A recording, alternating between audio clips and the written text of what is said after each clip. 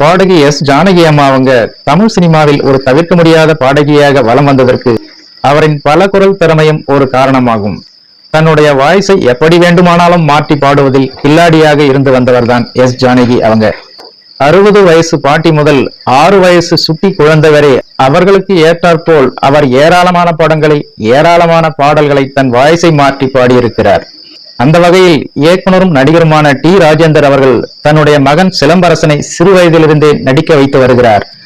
அப்படி கடந்த 1989ஆம் ஆண்டு வெளிவந்த சம்சார சங்கீதம் என்ற திரைப்படத்தில் டி ராஜேந்தருடன் சேர்ந்து அவரது மகன் சிலம்பரசனும் நடித்திருந்தார். இந்த திரைப்படத்திற்கு இசையும் டி ராஜேந்தர் தான். தன் மகனுக்காகவே அவர் பார்த்து பார்த்து இசையமைத்த பாடல்தான் ஐ ஆம் ஏ லிட்டில் ஸ்டார் ஆவேன் நான் சூப்பர் ஸ்டார் என்ற பாடல்.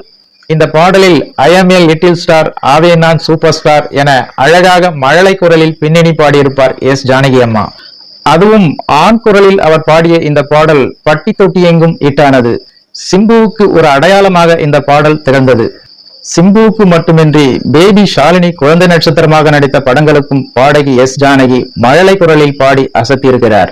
மேலும் 1989ஆம் ஆண்டு இயக்குனர் கே பாக்கியராஜ் நடிப்பில் வெளிவந்த மௌன கீதங்கள் என்ற திரைப்படத்தில் டாடி டாடி ஓமை டாடி என்கின்ற பாடல் சூப்பர் ஹிட் ஆனது.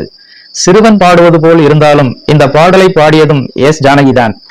இது தவிர ரங்கா என்ற திரைப்படத்தில் சூப்பர் ஸ்டார் ரஜினிகாந்துடன் நடித்த குட்டி பையன் பாடும் பேஸ்ட் இருக்கு பிரஷ் இருக்கு எழுந்திருமாமா என்ற பாடலும் எஸ் ஜானகி தன் குரலை மாற்றி பாடிய பாடல்தான்.